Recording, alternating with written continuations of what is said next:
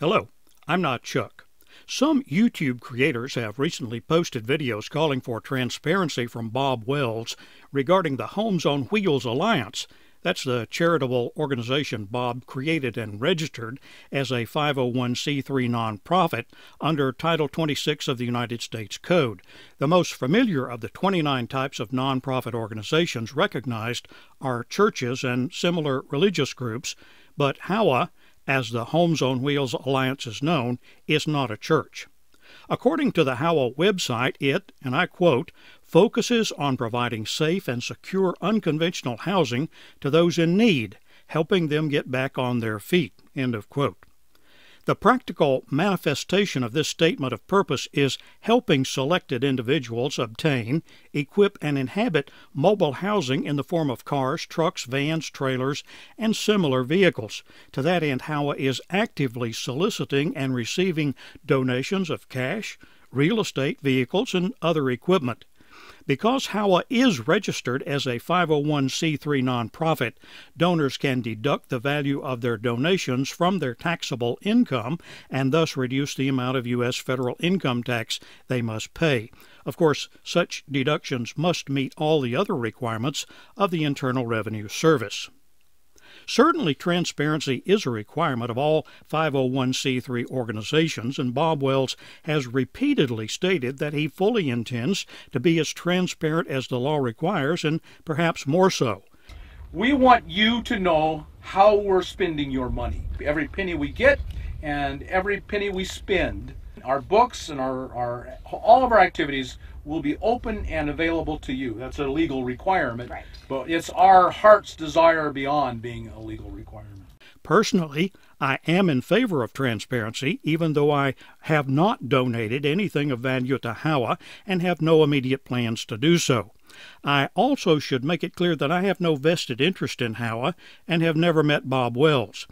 In September of 2017, I did schedule a meeting with him, but due to changes in my travel itinerary, the meeting never took place, and he and I have had no further direct communication. On the other hand, I don't think Bob Wells' organizations and endeavors are being accurately portrayed. There are three distinct entities. First is his Cheap RV Living website, YouTube channel, and related activities. Second is his annual meeting called the Tramp Rendezvous, and abbreviated RTR. And third is the aforementioned Homes on Wheels Alliance. The only one of those three endeavors that falls under the 501c3 nonprofit designation is H.O.W.A. Thus, only H.O.W.A is required to provide transparency to the public. The RTR and Cheap RV Living are for-profit businesses and are not legally required to disclose any details of their finances, strategies, operations, or any other business information. That's part of capitalism, and that's exactly the way it should be. With those facts in mind, I would like to talk about some of the criticisms that have been leveled at Bob Wells. Let's start with the charge that sounds most incriminating and that seems to roll off the tongues of the critics: the commingling of funds. Specifically, the charge is that Bob Wells has said that all Patreon money received by his Cheap RV Living YouTube channel will be donated to H.O.W.A, and that brings some people to claim that Bob is mixing H.O.W.A money with his own. But the simple fact is that Patreon donations made to Cheap RV Living are immediately the exclusive property of Bob Wells, and Bob is entitled to donate them to H.O.W.A or to do whatever he chooses with them. As to the question of whether they are deductible or not, that answer is also very easy. Patrons who donate to Cheap RV Living are not entitled to any deduction whatever, because Cheap RV Living is not a 501c3 organization. Conversely, Bob Wells is entitled to deduct whatever Patreon receipts from Cheap RV Living that he donates to H.O.W.A, so long as those donations meet other IRS requirements. It's that simple, and there is absolutely no commingling of funds in this situation. In a similar vein, any other profits from Cheap RV Living activities have no bearing on H.O.W.A's status as a nonprofit. Those profits belong to Bob Wells as the owner of Cheap RV Living. The fact that Bob is also head of H.O.W.A is of no legal significance. Should he choose to donate profits from Cheap RV Living or the RTR to H.O.W.A, he will be able to deduct those donations from his income tax as long as those donations meet other IRS requirements. Bob was also criticized for selling merchandise at the Rubber Tramp Rendezvous in January of 2020. However, he did absolutely nothing illegal. He was not on BLM land, and he was not acting in his capacity as head of H.O.W.A.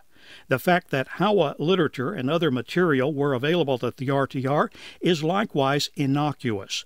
Solicitation of donations to H.O.W.A at the RTR is no different in kind than soliciting donations to the Salvation Army at Walmart. Both are perfectly legal so long as the funds collected are kept separate and properly distributed to their rightful owners. Many of the other criticisms made were of the H.O.W.A website, both of what was included and what was not included. Two of the recipients of help from H.O.W.A were identified only by their first names, Lisa and Tim, but one YouTube critic wanted last names and pictures. I don't know why that information wasn't included, but I would guess that it was out of respect for the privacy of Tim and Lisa. Many people who receive charitable help prefer that their identities not be publicized. Maybe that was the case with those two. As an aside, I do think that the H.O.W.A website could stand some improvements.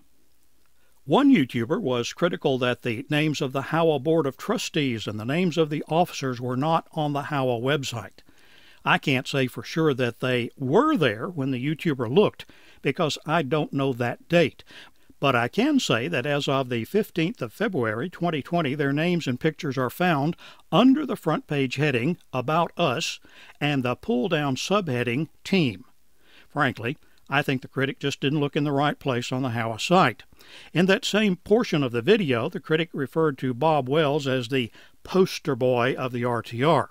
Again, I would point out that the RTR and H.O.W.A are completely separate and distinct organizations, even though they share some personnel. On a related note, the critic identified the legal representative of Cheap RV Living in Pahrump, Nevada, by accessing public information from the state of Nevada. The lawyer that was found may or may not have any connection to H.O.W.A.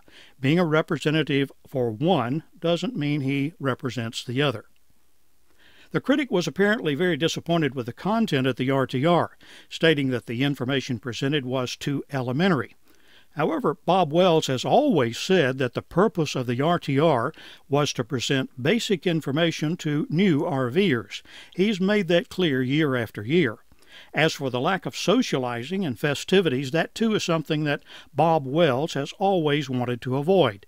He prefers that social activities be held away from the RTR venue. Whether you or I like it or not, the RTR is a business that belongs to Bob Wells, and he has the right to run it as he wants. He doesn't have to do it your way, and he doesn't have to explain it. The critic then complained about a $75 admission fee at a van build and blamed that on Bob Wells. Of course, the annual van build is held by Jamie Dimon, who set the $75 fee. Hey everybody, welcome to the 2019 Enigmatic Pneumatics Van Build Party. And this year it was at Parker, Arizona.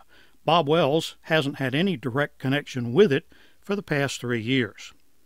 You know, there are things about Bob Wells that I don't agree with and that I wish he would do differently, just as there are things about me that he probably wouldn't like if I was on his radar, which I'm not. And in the long run, he and Howell may turn out to be a massive disappointment. But I want to give him a chance. I have a heart for the homeless, but I do very little to help them. Bob Wells seems to not only have a heart for them, but he is actively trying to change their lives for the better. I wish him and Howell great success and hope you won't condemn his efforts before you know the facts. And speaking of facts, check everything I have told you. I am not a lawyer, and this video is not legal advice. If you find errors, post them in the comments below. Keep your comments on topic and profanity-free. If I don't think they will comply with YouTube standards, or if they're just Bob bashing, I will delete them. Thanks for watching, and remember, I'm not Chuck.